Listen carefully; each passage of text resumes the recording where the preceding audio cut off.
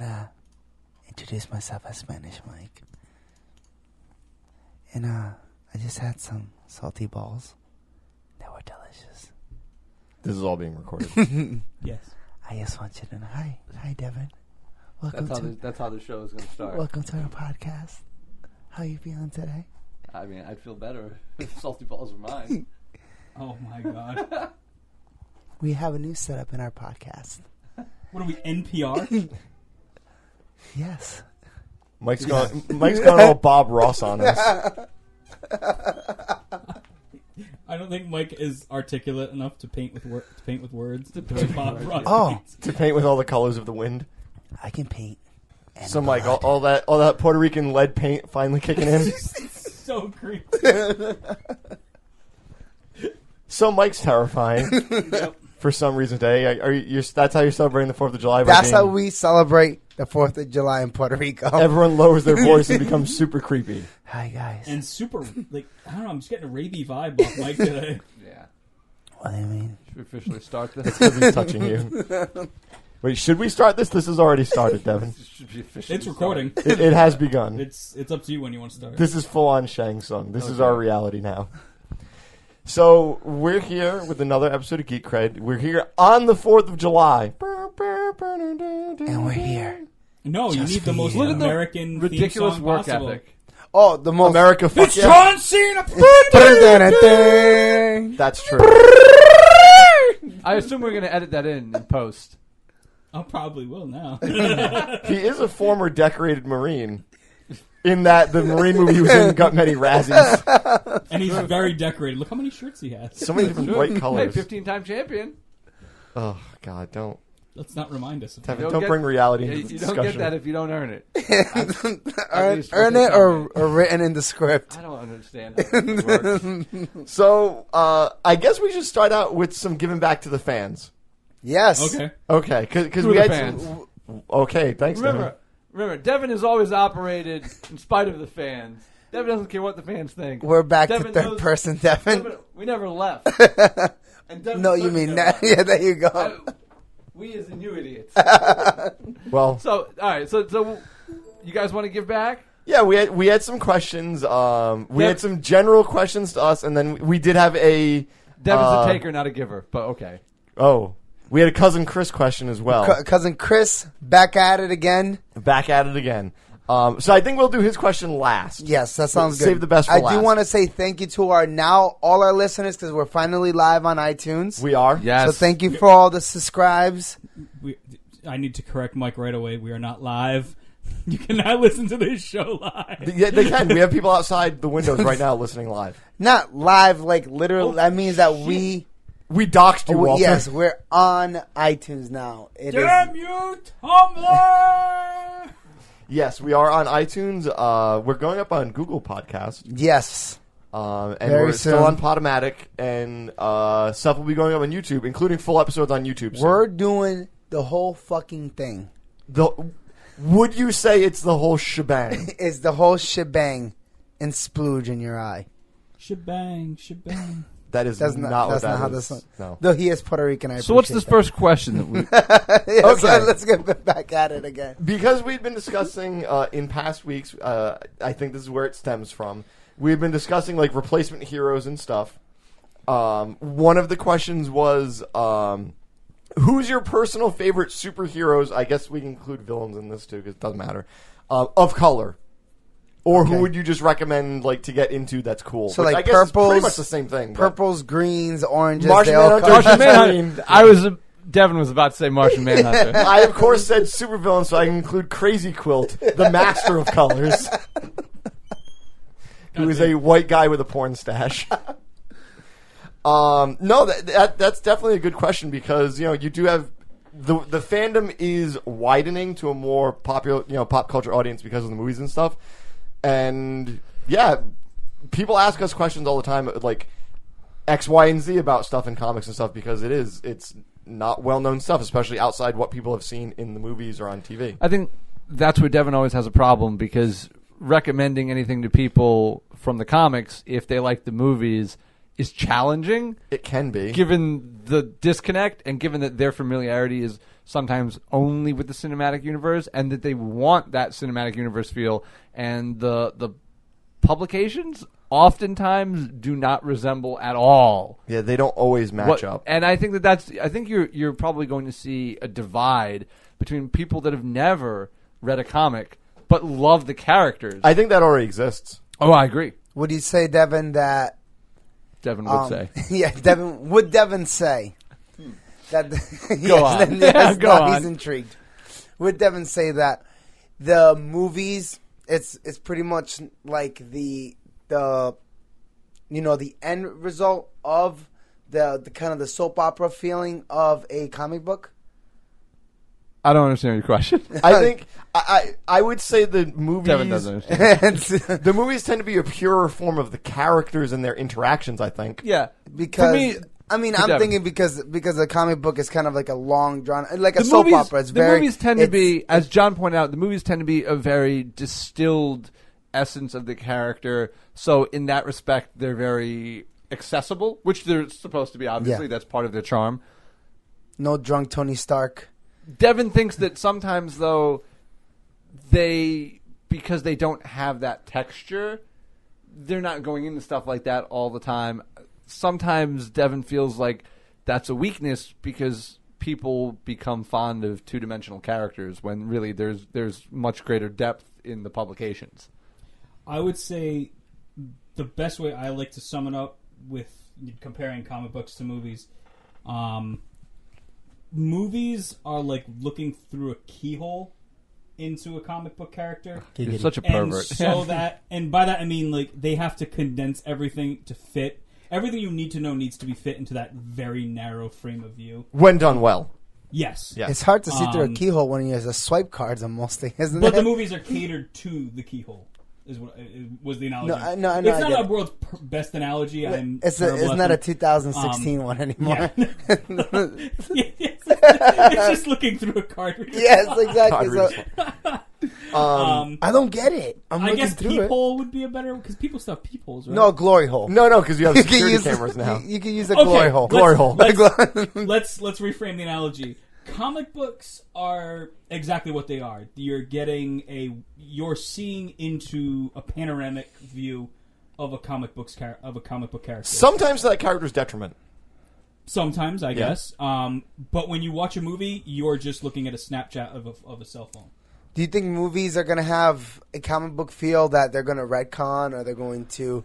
I think eventually they're going to have. And not call it reboot Probably anymore. Call it new universes Marvel or new rebirths. is, I think, Devin thinks Marvel is probably where you're going to want to look for that because they're so far along already. Yeah, and truthfully, none of us know how they're going to handle the situation when Chris Evans is no longer Captain America. All right, well, Chris Evans is no longer Captain America. Do you replace him? Do you kill him? Or do you kill get him? rid of Does him? somebody else just walk in and be like, I'm Steve Rogers, Captain America? Or do you have a series of replacements before eventually Steve Rogers comes back? Or does Chris Evans reprise the role 5-6 years down the road after he's walked away a little bit? Like, I guess none of us know, and that's part of the charm, but that's also part of the difficulty is when something becomes so ingrained with the public and the way that they identify. As comic fans, I think everyone here is used to the idea of retcons and stuff like that. Rebirths. And However, that's nonsense to the casual movie. The casual moviegoer is not going to appreciate a different. Like they buy a different Batman. Look upset they were with the couple Spider-Man reboots. Right, and I think that's probably a great example because the different Batman were also different storylines, but the Spider-Man situation, they clearly wanted to find a way to keep one of these guys around. It just didn't work for one, and they started the other, and then they introduced some of the old characters already. I was like, oh, another Green Goblin. And then it went off the rails so quickly. I think people are actually less inclined to buy into that when it's recasting a character that we've already seen, but in a new context, like in a new story. Because then it's like, okay, we just had a Green Goblin. Here's a new Green Goblin, and you're going to see a very similar story. And it's like, well, if you just gave us if this was continuing the Green Goblin we already knew, but it was just a different actor, I think people would buy that more readily than having to say, "Oh, here we go again," which I think was one of the problems with Spider-Man too. Like, we don't want to see more origin stories. But I think we need to get back on track with the question, though. Yes. Because the question is about, superheroes of color. right, that we like. Who wants to start? Do you want to go with superheroes of color that you would like to see in the big screen? That we just personal. That we just like personally. That the question is just like our personal faves or recommendations for characters. So Obama would be mine.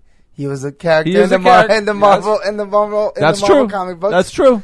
Boo! I'm just booing Mike's complete cop out answer. That was awful. Devin Awful. is actually going to go with. That's not my real answer. This is Here tough. comes Dulcim. Honestly, Dalsim is a comic book character. I mean, that's not inaccurate. That's not accurate. Devin thought about saying that. Devin's losing it. Should we maybe narrow the frame? No, Devin thinks DC or Marvel. you know. No, we should narrow it to answer the goddamn question, right? Devin really appreciates Amadeus Cho, actually. Yes, Amadeus Cho is awesome. And Devin appreciates Luke Cage in a way that I think a lot of people will. Yes. Once the I Netflix agree. series comes That's out, very true. assuming that they continue doing a good job, especially because the Marvel Netflix stuff is untouchable. Luke is a great, just regular guy. Yeah. That's why I like Luke. Yeah, and like I said, Amadeus Cho, because Devin loves what they've done with the character, loves how the character's evolved. Doesn't necessarily love Cho as Hulk, just because Devin thinks that there's been a lot of, like, Bruce Banner's the Hulk. No, he's not. Someone else is the Hulk. Yeah. But his stuff with Incredible Hercules. But amazing. His stuff with Herc was phenomenal, and his role as a supporting character in the greater Hulk family, I thought, did so much for Hulk, actually, and Bruce Yes. Banner. It's a great dynamic. So I think those would be my two. Okay, I would say Spawn is, I think, super overlooked all the time. I mean... Because the movie sucked. Well, yeah. Not Michael Jai White's fault. But people do forget that this did start out as, I mean, the character was a minority, even though now, obviously, you can't tell. Right. And I think Spawn is just a great character in general, and especially as he developed in the book when other writers got their hands on the character. I think, especially when they got into the weird mythological stuff, he became awesome. Some of Devin's favorite stuff is when McFarlane left the book, and it was allowed to get weird because, like you said, the mythological stuff, this is a story about heaven and angels and demons and all the stuff that can go with that. I mean, and we've previously, all of us talked about, like, obviously Black Panther's a great choice. Obviously, Storm is awesome. Obviously, I love, Jim Rhodes' War Machine. But I would say, like, the person I would say is most readily accessible and awesome, watch anything Justice League with Jon Stewart. He's amazing. Agreed. He's just a great character. So great. Well, that's why That's my Green Lantern. Devin's glad that he's going to be in the Green Lanterns movie. Yes. I think that's such a great approach to give us the actual core of Lanterns and see sort of who rises to the occasion and who the fans like. And again, if you do a job with Jon Stewart the way that the animated series did, which we often harken back to, but the animated series is pitch perfect when it comes to those kind of characters. I mean, he's not a black character. He's a character who happens to be black. Exactly. And I think everyone in this room can sit there. Right. Yeah. You're not Farouk. So that's a great question. That's a great question. So would that be your answer? No, Also, Mike? no. My answer is Mike going to has be a different answer. Yeah, my answer would be Martian Manhunter. Okay. And it's not because he's green or anything. He is a super minority. There's only one Martian. No, but ultimately, when he goes into human form, he technically can turn into whatever he pleases. True. But he turns into an African American man.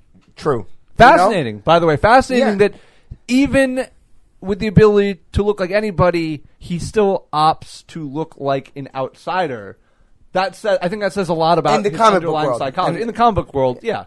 Yeah. And and he's super powerful. I mean, Yeah, he's super powerful. super power, kind of overpowered. He's OP. Yay! I like OP. Though I do love that his weakness is fire, which is awesome. And We can all relate to fire. Yeah, we could. I'm scared of fire. And then the Final Frontier, Yep. New Frontier. New Frontier, sorry. New Frontier, which I fell in love Yes. with the character. And I just... That's basically his movie. That is basically his movie, Yeah. though it had literally every superhero in it. Yep. And it was still centralized to Martian Manhunter. I just...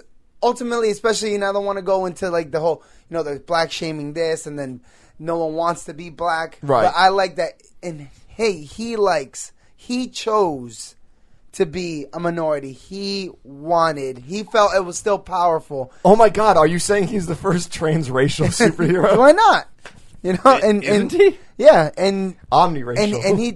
and he accepted it, and no one saw him as a different person either.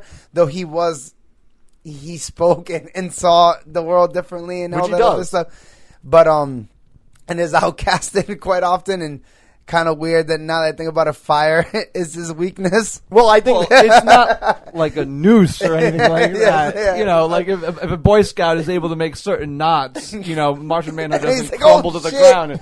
Yeah, so there's nothing overtly. Why are these white hoods racist coming about- after me? yeah.